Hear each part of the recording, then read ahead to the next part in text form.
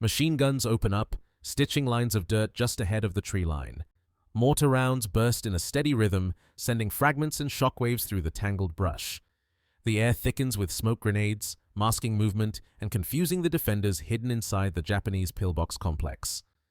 A single Marine, hunched under 70 pounds of tanks and hoses, crawls forward.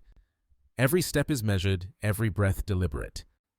The rest of the squad lays down a wall of suppressive primordia, pinning the enemy in place. He reaches the edge of the bunker, presses his body into the earth, and waits for a signal, a sharp nod from the squad leader. He rises just enough to level the nozzle, squeezes the trigger, and a torrent of fire roars from the tip. The stream arcs through a firing slit, filling the darkness with a rolling liquid inferno. Inside, oxygen vanishes in seconds. A single burst, maybe two, and the resistance goes silent. The Marine ducks back as another team rushes forward, tossing in demolition charges to finish the job. The ground shakes, dust billows out, and then nothing. The only sound is the hiss of cooling metal and the distant rattle of small arms. The bunker, once a fortress, is now a charred tomb. For the men outside, victory is measured in silence. For the flamethrower operator, survival means crawling back through the haze, heart still pounding, fuel tanks nearly empty. The squad regroups, eyes scanning the next patch of jungle, knowing that somewhere ahead, another bunker waits. In these moments, fire is both weapon and shield, a tool that turns the tide but leaves its own scars on those who wield it. Greek fire stands as one of the most enigmatic weapons of the ancient world, a creation of Byzantine engineers in the 7th century.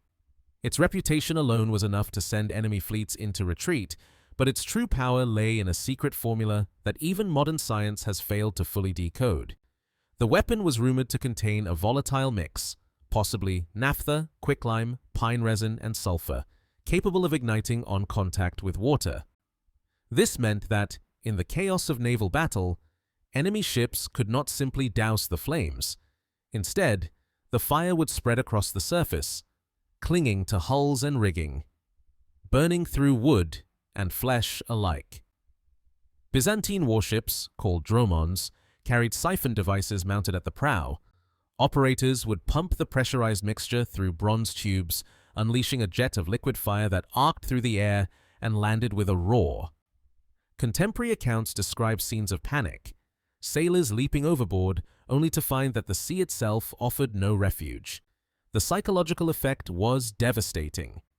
Enemies believed the Byzantines wielded a supernatural force, and the weapon's use in the sieges of Constantinople in 678 and 717 AD helped preserve the empire against overwhelming odds.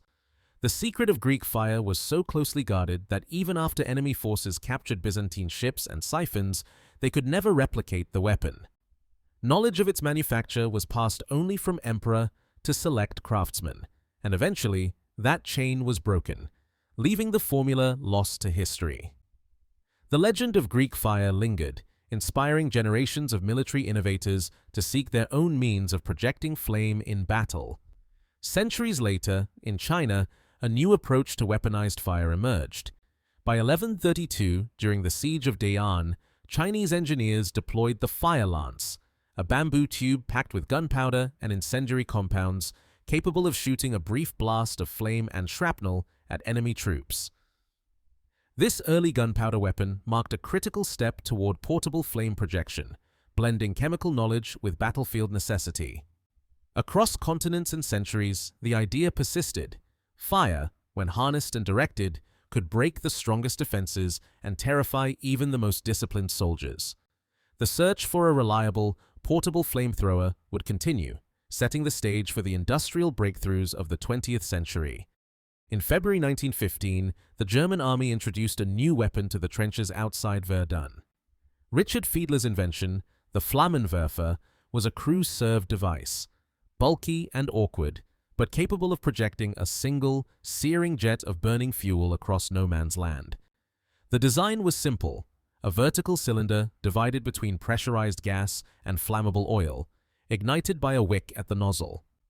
When the lever was pressed, a stream of fire shot out nearly 20 yards, filling the air with black smoke and panic. The first attack lasted only seconds, but its impact echoed for months. French defenders abandoned their positions, stunned by a threat they could neither see nor counter until it was too late. But the weapon came with risks. Wind could turn the flames back on the operators, and any malfunction left them exposed, carrying a volatile target on their backs. Early models required a team to operate and could only fire a single burst before reloading. These dangers and the demand for greater mobility pushed German engineers to refine the design, seeking lighter, safer versions that could be carried by a single soldier and fired multiple times. The race for a more practical flamethrower had begun.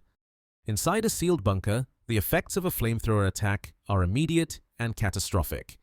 As burning fuel pours through a firing slit, the oxygen in the air disappears in seconds. Defenders gasp for breath, but the atmosphere turns deadly. Carbon monoxide rises to lethal levels, and the air itself heats to hundreds of degrees. Even those untouched by the flames collapse quickly, losing consciousness as oxygen drops below the threshold needed to survive. In these moments, death comes not just from burns, but from suffocation and toxic smoke. Survivors of such attacks often describe the terror of being trapped, unable to breathe, as the world around them turns to fire.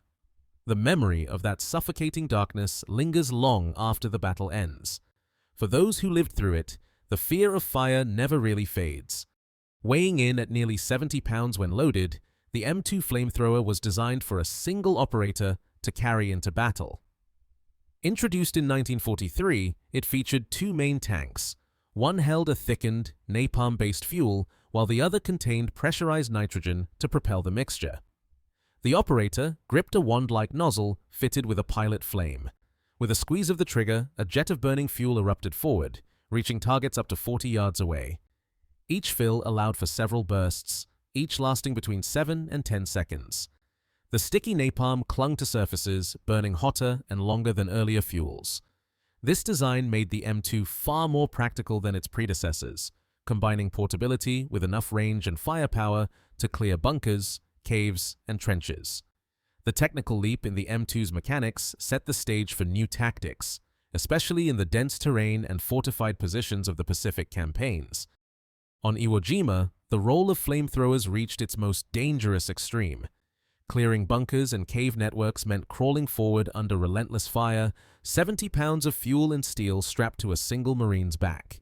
The rest of the squad fired non-stop, forcing defenders to keep their heads down while the operator closed the final yards. Once the nozzle ignited, the effect was immediate. Flames roared through firing slits, oxygen vanished, and the stronghold fell silent. But the cost was staggering. Out of 380 flamethrower operators sent into action during the battle, only 18 survived to leave the island. That's a casualty rate of 94%. Life expectancy for a man carrying the tanks was measured in minutes, sometimes as little as 4. The enemy recognized the threat instantly, making these operators the first targets for snipers and machine guns. Even with the best covering fire, the odds were grim. Each assault demanded someone risk everything, knowing that survival often depended on luck as much as skill. The desperate need for a safer solution pushed commanders to seek new methods, ones that could deliver firepower without sacrificing nearly every man who carried it. Sherman tanks modified with flamethrowers, nicknamed Zippos, became the mechanized answer to the brutal losses faced by infantry operators. These vehicles could carry hundreds of gallons of napalm-based fuel and project fire up to 150 yards, far beyond the reach of portable units. On Iwo Jima, 8 of these tanks operated daily, consuming thousands of gallons of fuel as they cleared caves and bunkers that had resisted artillery and direct assault. The armored hull protected crews from small arms, but the tanks remained vulnerable to mines and anti-tank weapons. Coordinated assaults required close support from infantry, who shielded the vehicles from enemy sappers, determined to stop them at any cost. By the late 1970s, the tide had turned against flamethrowers and their mechanized descendants. The United States retired flamethrowers from service in 1978, a move echoed by most modern militaries. In 1980, the international community adopted Protocol 3 of the Convention on Certain Conventional Weapons, a treaty restricting the use of incendiary weapons against civilian targets and in populated areas. By January 2023, 126 nations had ratified the protocol. The legal definition focused on weapons designed primarily to set fires or cause burns, explicitly including flamethrowers and flame tanks. As these restrictions took hold, the military role of flamethrowers faded. Today, their presence on the battlefield is rare, remembered more for the devastation they wrought than for any lasting tactical legacy. On Iwo Jima, flamethrower operators faced a 94% casualty rate, one of the highest for any combat role in World War II. This stark figure reflects a weapon that combined tactical effectiveness with immense human cost. From Greek fire's secret formula in the 7th century to the US M2's 70-pound tanks, the drive to Project Flame has left a trail of both innovation and tragedy. Despite decades of study, the full composition of ancient Greek fire remains unknown, and some military archives on flamethrower use remain classified. By 1980, the United Nations Protocol 3 restricted the use of incendiary weapons, and most militaries retired flamethrowers from their arsenals by the late 1970s.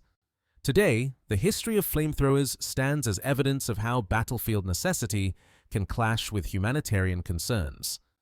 What endures is the documented impact, decisive in combat, devastating in consequence, and now largely consigned to history by international law.